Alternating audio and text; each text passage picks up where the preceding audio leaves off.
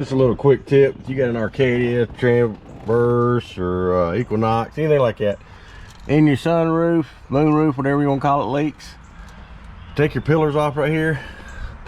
You'll have your just the sides here.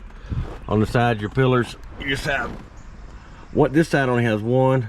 It's a 7mm, and that side has two. Just take those two off.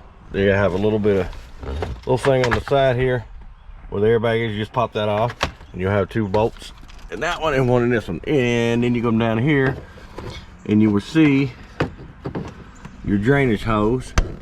This, pull your drainage hose off like this. Pull it up. Get you if you have an any air access to air nozzle. Get that. Come in here. Let's see here if I can put you down where you can see this. It's pretty self-explanatory though.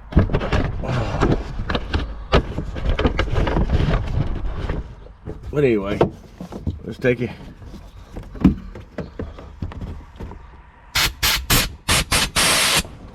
Blow it right in the hole there. Then you'll go up here and clean it out. You'll have a tray up here. You need to clean that out.